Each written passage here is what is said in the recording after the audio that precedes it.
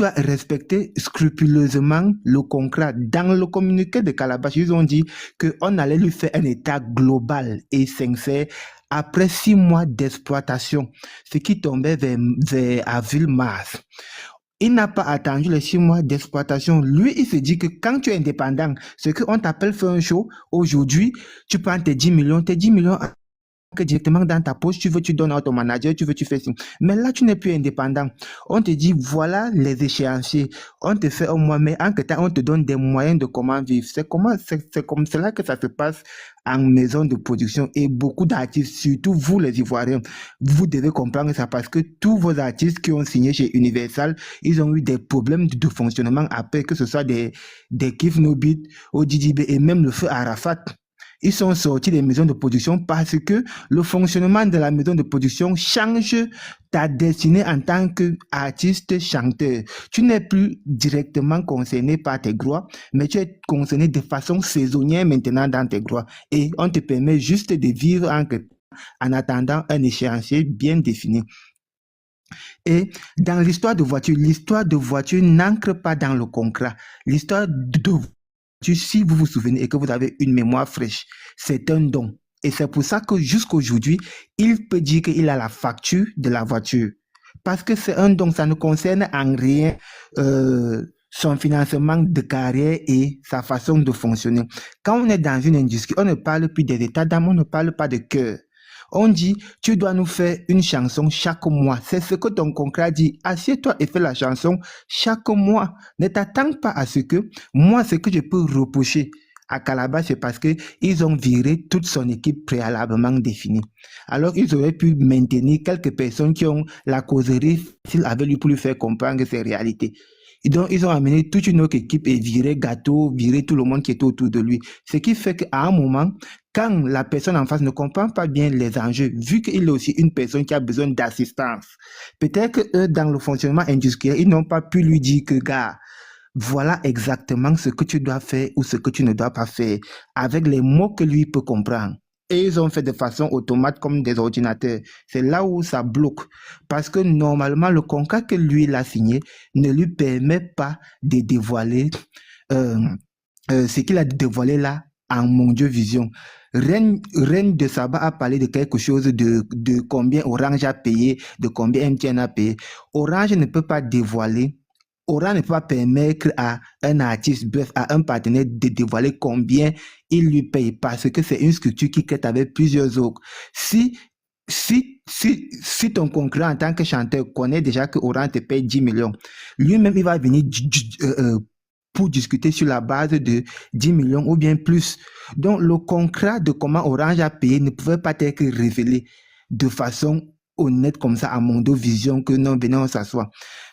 Et quand le live a commencé, du moins quand je suis arrivé, vous aviez dit qu'il devait aller faire une tournée avec un seul son. Oui, il peut aller faire une tournée avec un seul son. Et il y a un artiste qui l'avait fait. C'est un artiste, je crois, chinois. Il s'appelle Psy. Il avait chanté Gangnam Style.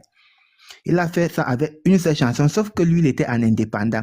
Donc, tous les revenus entrent dans sa poche. Mais une maison de production va perdre parce que tu vas faire même ta tournée avec tes anciens sons, ça n'entre pas directement dans leur copyright. Donc, la logique qui est de te faire au moins 6 sons jusqu'à mars et te lancer donc en tournée mondiale est une bonne logique pour la maison de production parce qu'il ne s'agit que d'intérêt. On s'en fout de savoir que est-ce que tu es aveugle, est-ce que tu n'es pas aveugle. Lorsque tu signes un contrat, prends la peine de te faire accompagner par un juriste. Quand tu ne te fais pas accompagner par un juriste, tu es donc sur le coup de subir tout ce qui peut subir, tout ce que tu devras subir après. Et c'est là où vous voulez nous faire croire que Desbordeaux avait raison. Dans l'histoire de Desbordeaux et puis Malox et Prince Aimé, c'est Desbordeaux qui avait tort. Parce que Desbordeaux a prouvé qu'il peut publier la chanson sans mentionner Prince Aimé comme copyright. Alors que tous les artistes, même les TikTokers, quand quelqu'un publie ta vidéo, il met quand même ton nom pour que les gens qui vont aimer puissent aller directement sur ton compte. Mais c'est donc impossible que tu t'inspires de mon son, tu t'inspires de presque tout et puis tu publies la chanson sans mon copyright. Et vous voulez nous faire croire que Malox avait tort et Malox avait raison. Malox, peut-être qu'il a vu que ça pouvait lui rapporter quelques likes. Il s'est saisi du dossier. Oui, ça c'est aussi son côté business que lui aussi l'a fait sur ça. Mais sur le discours, est-ce que Desbordeaux avait tort? Est-ce que Desbordeaux avait raison? Desbordeaux avait tort à partir du moment où il a simplement mis une vidéo de 2 secondes sans mettre le nom de Prince Aimé. Ça, c'est une faute très, très grave en tant qu'artiste. Parce que même Desbordeaux, tu ne peux pas faire sa reprise des chansons, tu ne mets pas son nom. C'est très impossible. Maintenant, Prince Aimé se lève, il pas dit ci, il pas dit ça. La voiture peut même coûter 2 millions. C'est un don. Ce n'est pas contractuellement que ça avait été décidé. Donc, même si la voiture coûte même 1 million, on dit merci parce qu'on ne crache pas sur ce qu'on te donne. Mais s'il s'agit en termes de contractualité, le fonctionnement de Prince Aimé est totalement absurde. Et normalement, aux États-Unis, qu'est-ce qu'on fait avec les 360? Le jour que ton contrat s'arrête, on t'enlève tout. Tu penses que tout ce qui est chez toi, ça t'appartient, mais ça ne t'appartient pas. C'est un fonctionnement industriel. Il faut plutôt éduquer nos artistes, éduquer Prince Aimé, qu'on ne signe pas tout. Ce n'est pas tout ce qui brille qui vaut de l'or. Wax D est un gars qui fait dans le management et dans la production depuis des années. Donc, en venant te proposer un contrat, ne pense pas que, oui, il voit tes difficultés, mais tes difficultés ne font pas de toi quelqu'un qui ne doit pas payer. Tu dois payer et puis tu dois recevoir. Si Prince Aimé avait donc attendu ces 6 mois, fait un son. Et maintenant, en avril, comme son contrat dit qu'en avril, on fait les états, on te remet ce qu'il te doit. Aujourd'hui, il dit qu'il ne veut plus danser avec les chanteurs. On t'a dit qu'il ne veut plus chanter avec ces danseurs qu'on a choisis. On t'a dit dans ton contrat, c'est toi le produit. C'est toi qu'on va faire, c'est sur toi qu'on va faire tout le branding. Mais sache que c'est aussi toi qui vas payer tout ce qui est autour de toi. Tu vas payer ta maison de production, tu vas payer ton manager, tu vas payer même tes danseurs. Tu signes, tu dis oui. Comment ça se passe que plus tard, tu reviens, tu dis non, j'ai vu que si, j'ai vu que si. Le problème donc à ce niveau revient au fait que quand tu signes, on te promet tout l'argent qui va venir. On te dit tu peux gagner même 1 milliard. Prenons même qu'il a gagné 1 milliard. Mais c'est que dès le moment où il comprend que tu peux gagner 1 milliard, il ne voit pas que tu peux aussi payer 500 millions, et toi-même tu restes avec 500 millions. Lui, il voit seulement que je peux gagner 1 milliard. Mais dès que je gagne 1 milliard, comment ça se passe que je me recouvre avec 200 millions? Ce n'est pas nous, on est en train d'abuser de moi. Non, mon ami, on n'abuse pas de toi. Avant de faire chaque chose, il faut lire, d'où la nécessité d'être éduqué. Rentrons à l'école. Lorsque tu ne peux pas rentrer à l'école, prends un avocat. Tu lui dis, je te paye dans 6 mois, au même moment où ma maison de production me rentabilise. Et je te paye aussi dans 6 mois, tu calcules tes honoraires. Il va t'accompagner.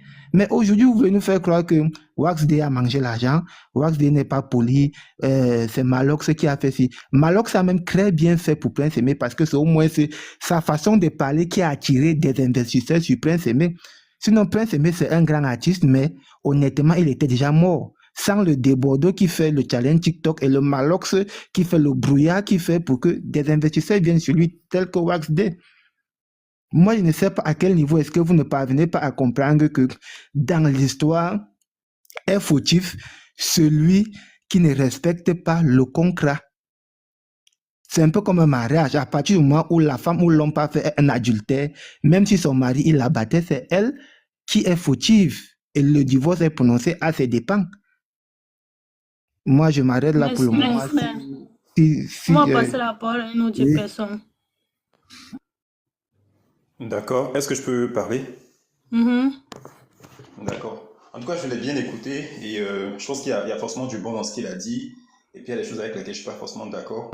Mais déjà, je veux dire que moi, j'aime pas trop quand on tire à bouler que sur Prince Aimé. C'est-à-dire que tout s'est passé là et on tire à bouler sur Prince Aimé et peut-être accessoirement sur Desbordeaux. Mais je vais revenir là-dessus. Mais on tire que sur Prince Aimé, qui est une personne qui est en situation de handicap, donc qui ne jouit pas pleinement de tout son potentiel et tout. Comme nous, hein, déjà que nous, qui jouissons de tous nos sens, tous nos potentiels, on a du mal à prendre souvent de bonnes décisions. Tu fais une mauvaise option par rapport à ton choix d'école, à la faculté, même de tes choix de vie, la mauvaise femme, etc. Alors qu'on a des yeux, on a des sources de décision. On peut lire, on peut faire des enquêtes sur la famille de la personne, sur la vie de la fille en question, mais on peut se tromper. Alors qu'on a nos yeux, nos mains, nos sens, tout est au complet, mais on se trompe dans la vie, tout le temps. On se fait même des fois berner dans des contrats. Donc, pourquoi attendre d'un monsieur qui est aveugle qu'il ait, on va dire, toute la latitude de prendre de bonnes décisions, franchement, de ne pas se tromper, de ne pas se laisser influencer par ses proches? Je pense qu'il y a un peu de mauvaise foi aussi.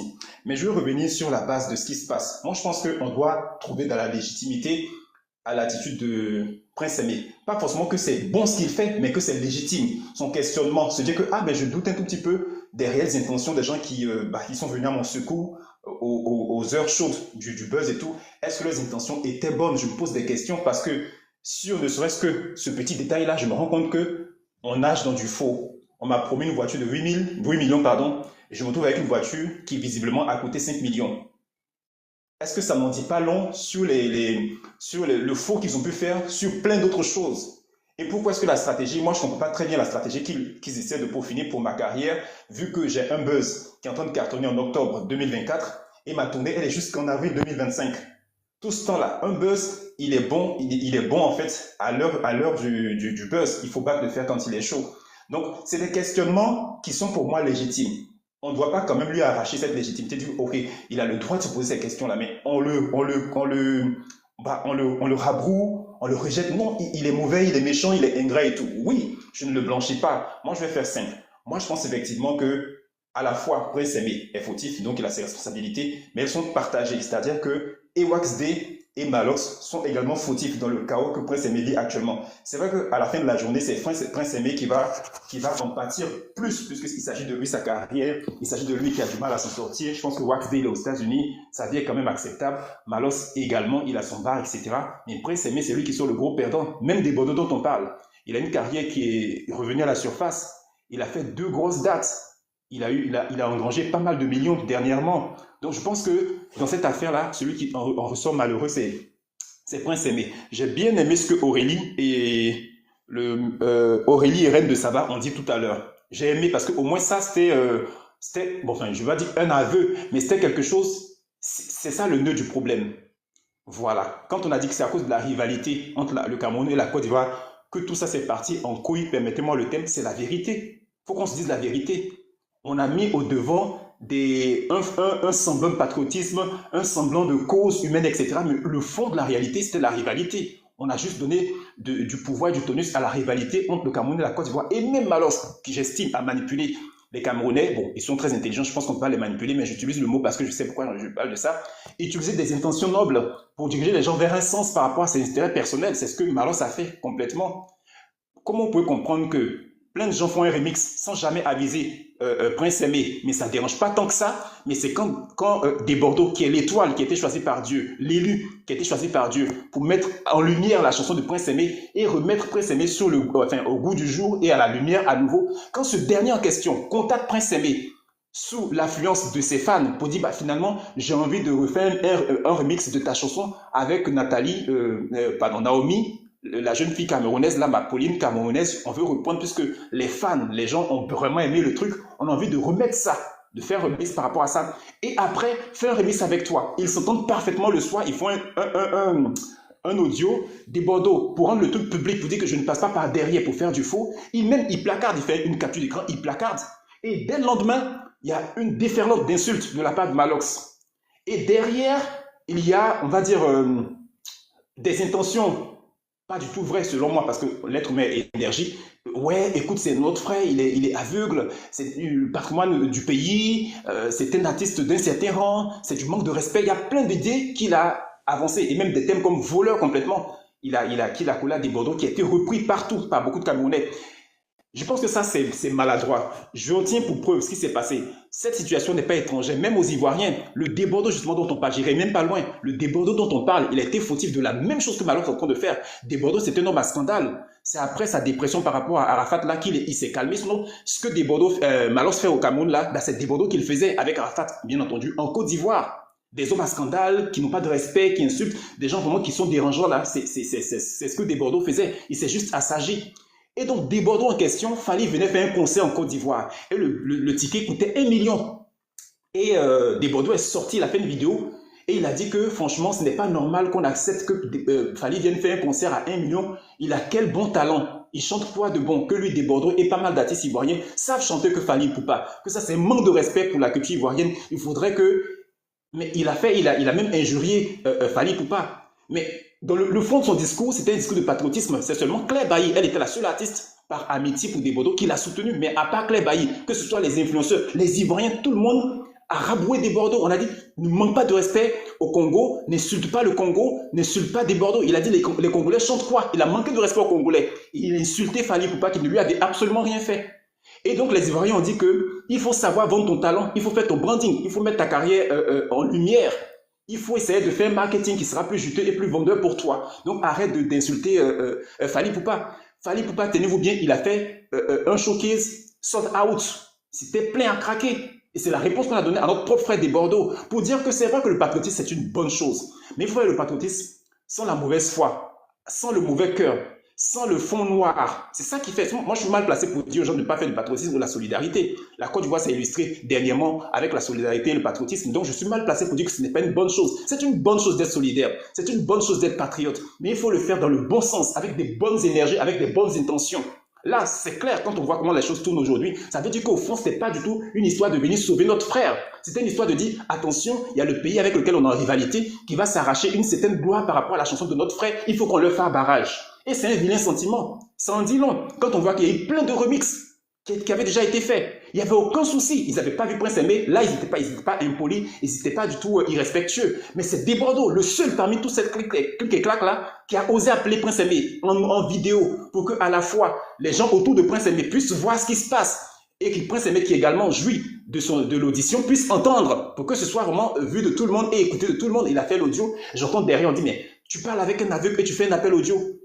Alors que les Camerounais sont des gens très intelligents, donc je crois que c'était la mauvaise foi. Il fait un appel vidéo justement parce qu'il y a des gens qui autour voient, pour que ces gens-là puissent voir que c'est Desbordeaux effectivement qui est de l'autre côté du téléphone. Ça a été avancé même comme un argument pour prouver à quel point Desbordeaux est un voleur, un menteur, animé de mauvaises intentions. Et je crois qu'effectivement ce que Reine de Saba a dit et Aurélie ont dit, c'est ça la vérité, c'est la rivalité qui a été le fond de cela. Sinon, on peut toujours, quand on dit manipulation, la manipulation ne veut pas dire que tu viens dire quelque chose de grotesque et de faux. Tu viens dire quelque chose qui semble vrai. Il y a des causes, il y a des intentions et des raisons que tu mets en avant qui semblent vraies. Mais quand on dit manipulation, tu les utilises vraiment à mauvais escient pour un but détourné. C'est pour ça qu'on dit manipulation. Moi, je peux venir tout de suite, actuellement, je suis en France. Et je viens, je dis, ouais, je fais une marche et tout, parce que nous, les Noirs, j'ai juste envie de me faire élire dans la ville où je suis. Et je viens, je dis, les Noirs sont brimés. Les Noirs sont... Oui, c'est vrai que les Noirs sont brimés, ils sont gérés au faciès. C'est la vérité que je dis. Mais je voile parce que j'ai des dessins personnels et égoïstes derrière. Et je viens, j'avance ça.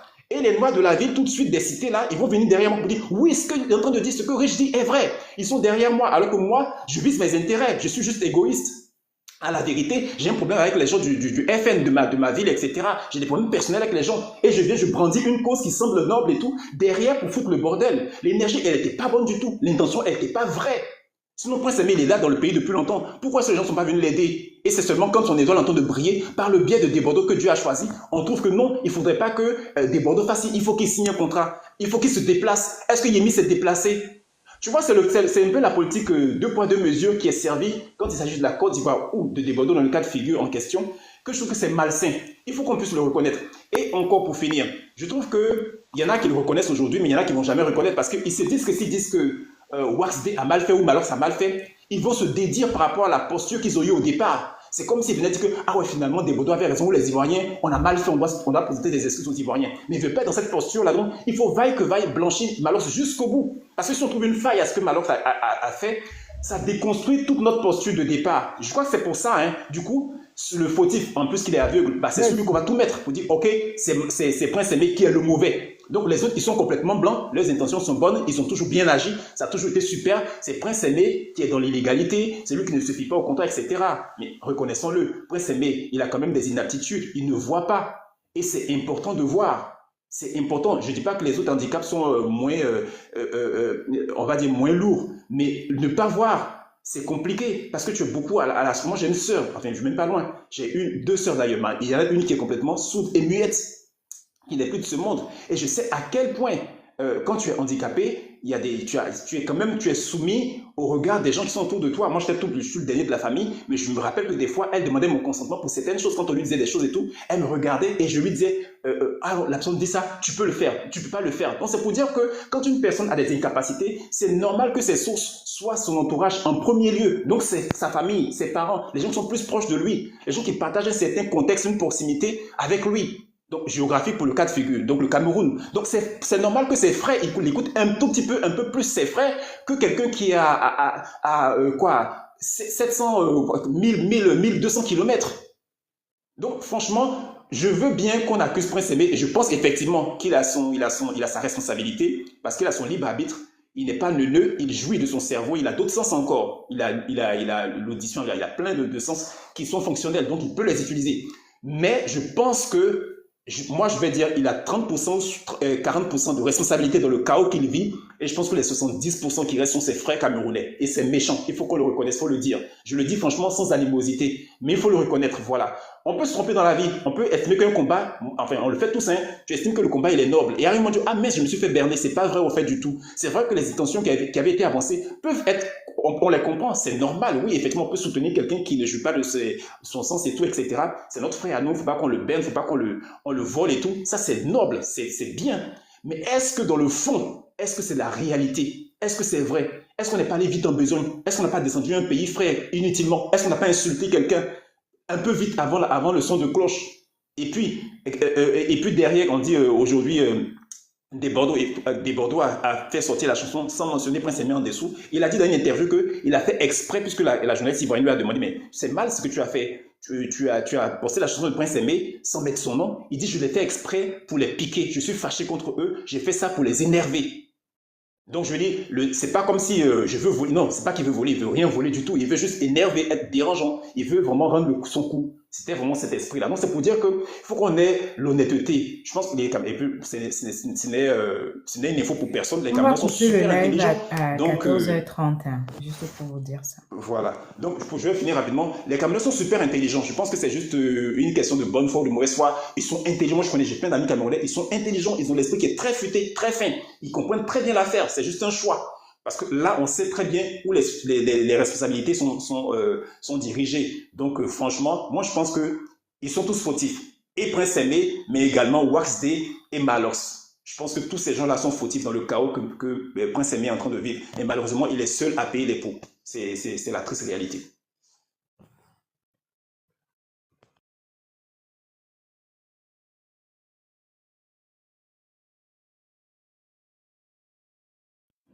Josie, vas-y.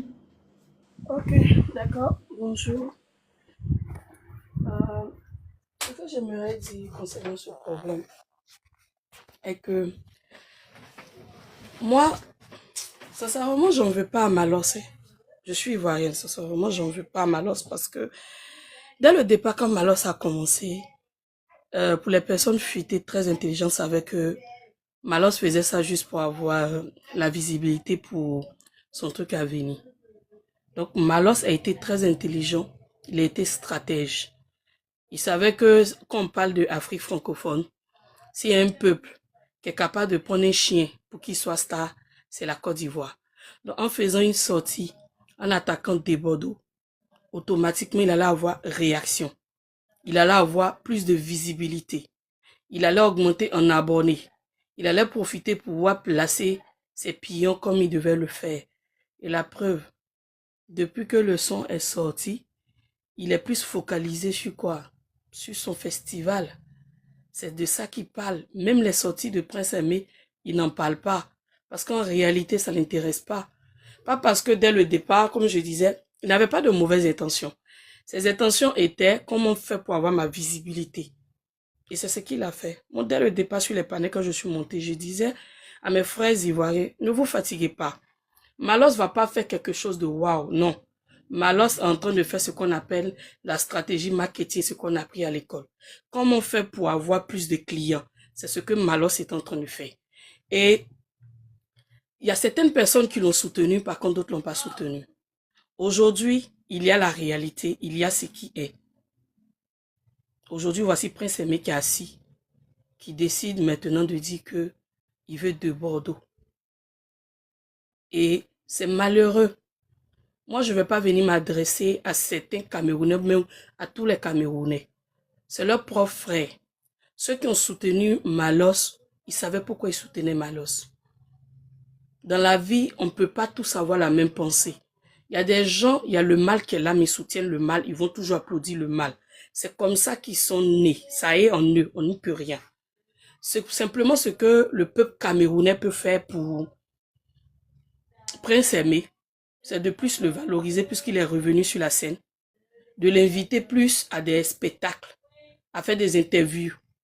Si on dit, voici même période de fête, il y a telle sortie ici, il y a tel artiste, qu'on le place, même si c'est première partie, qu'on le place pour qu'il gagne quelque chose et puisse s'en sortir.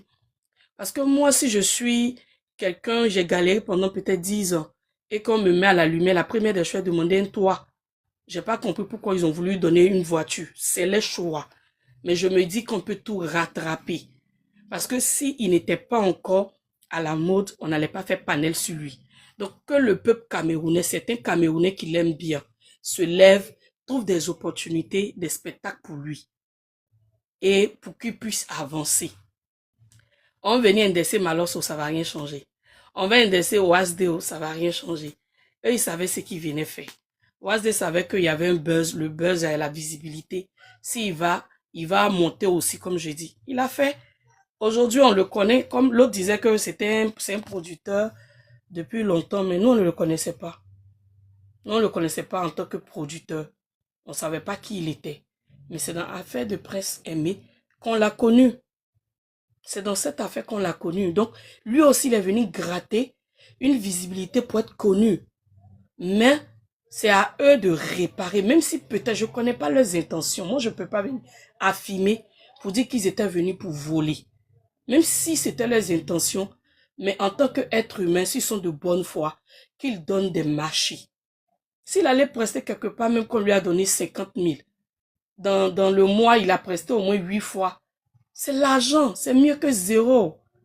Et pourquoi pas déposer ce qu'on appelle l'orgueil et voir peut-être Desbordeaux. On n'a pas dit Desbordeaux est mieux ou est le dieu de Prince Aimé. Mais comme je le dis et je vais toujours répéter, c'est pas le son de Prince Aimé qui a fait le buzz. C'est ça veut dire que ça a été la reprise. C'est comment je me lève, je commence à chanter Coller la petite, Aîné connaît la petite et puis me sur Facebook. Dans 2 ans, ma version plaît à quelqu'un. C'est cette version qui fait que ceux qui sont en train de dire Coller la petite là, vont aller chercher même qui est l'auteur. Donc ils voient Desbordeaux et ils vont faire le remix.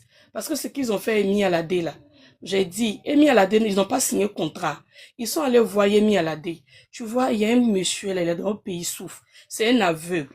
Voici son son même là. Il y a quelqu'un qui a fait, il voulait le maloniser. Il y a ce qu'ils ont dit à Emi Alade. Elle a eu compassion. Elle a dit, ne vous inquiétez pas. Ok, j'ai compris, je vais faire tant. C'est pourquoi vous voyez, elle fait aucune publication, aucune promotion. Les Nigériens ne chargent pas. Parce qu'elle n'a rien à gagner. Elle n'a rien. Elle a fait ça, comme on dit, œuvre caritative. C'est ce qu'elle a fait. Ça dépend de ce qu'on lui a dit. Si ils ont fait passer Prince Aimé pour un nécessiteux, pour qu'il y a quelqu'un qui voulait arnaquer son son, elle a eu un sentiment. Elle a eu compassion, plutôt en bon français, elle a eu compassion. Et elle a fait sortir le son, la preuve. Ce n'est suivi aucune promotion. Sinon, il suffit que Yemi Alade poste la chanson dans son pays. En moins de 2 jours, ils feront millions de vues. La chanson va être propulsée. Mais elle ne le fait pas parce qu'il n'y a pas son intérêt personnel. Elle ne gagne rien. Elle lui a envoyé le son de Desbordeaux, la partie de reprise de Desbordeaux, pour dire voici la personne peut-être qui, je dis peut-être, je suppose, qui voulait faire le son qu'il a pris là. Il faut refaire la même chose. Elle a refait la même partie. Et puis elle a envoyé. Ils ont combiné. C'est ça qui est sur le marché. En voulant faire du mal. On arrête souvent ce genre de truc, la méchanceté gratuite. Aujourd'hui là, qu'est-ce qu'ils ont pour Prince Aimé? Il suffit pas qu'il fasse une sortie pour dire, oui, il y a contrat qu'elle a rentré sortie ici. C'est comme si Prince Aimé peut plus se lever pour aller chanter avec qui il veut. Qu'il y ait compassion. Votre OASD, je le connais pas. Qu'il y ait compassion. Qu'il l'aide, qu'il laisse le monsieur faire un feat. Ils n'ont qu'à reprendre la chanson. Ça a donné encore de l'argent au monsieur. Tout le monde va gagner puisque c'est lui encore le producteur. C'est tout ce qu'on veut. On veut pas. Quelqu'un a mis un commentaire, non, il a fait ça à qui, mais à longueur, c'est son comme ça. Oui, mais tout le monde sait que c'est son comme ça, mais ils se sont accrochés à lui, non. Pourquoi quand c'est bon, on oublie que la personne était mauvaise hier? Mais comme aujourd'hui c'est gâté, on dit non, oui, c'est son travail, Prince Aimé, mais c'est comme ça, il est l'ingrat. Pourquoi quand Malos est venu là, vous n'êtes pas sorti pour dire que, ah, Malos, fais attention, parce que Prince Aimé est ingrat. Non, vous avez monté sur les panels pour traiter de Bordeaux de voleurs, de Côte d'Ivoire de voleurs, de tout ce que vous voulez. On n'a même pas parlé. On a juste répliqué, soit dans les commentaires. Mais aujourd'hui, il est ce qu'il est, Prince Aimé. Si vous dites que c'est un ingrat, il n'y a pas de souci. Donnez-lui à manger en lui donnant des spectacles. C'est ce que vous pouvez faire pour lui. C'est ce que vous pouvez faire dès maintenant pour valoriser, comme il s'appelle, comme Malos a dit, le patrimoine de la musique camerounaise. C'est ce que vous pouvez faire. C'est tout. Sinon, moi, je vais pas venir traiter quelqu'un de méchant, quelqu'un de temps. Ils ont ce qu'ils ont fait. Ils voulaient gratter, ils ont gratté. Mais c'est à eux d'être des personnes vraiment humaines. Humaines, en donnant dans 2000, ils n'ont qu'à donner au moins 500 après s'aimer. Parce que quand il va sur un plateau de chez vous en disant que il n'a pas reçu d'argent, il a parlé c'est de milliards, peut-être de 1 milliard ou 4 milliards. Lui, il s'est dit que le buzz, voilà ce que ça pouvait donner. Il a fait une estimation dans sa tête. Mais néanmoins, qu'on lui donne un peu ce qu'il a reçu. Parce qu'il y a eu des partenariats derrière. Il y a eu aussi des sponsors derrière. Moi, je ne vais pas venir monter sur ce panel sans gain de cause. Gain de cause, c'est quoi? C'est que j'ai la parole. On me donne le droit de parler. Donc, chaque personne qui fait quelque chose a un intérêt. Arrêtons de mettre souvent en commentaire où bien dit, non, Malos n'avait rien à gagner, Malos lui a donné l'argent. C'est faux. C'est faux. Toutes les personnes qui sont en bas qui comptent commenter là, c'est parce qu'ils ont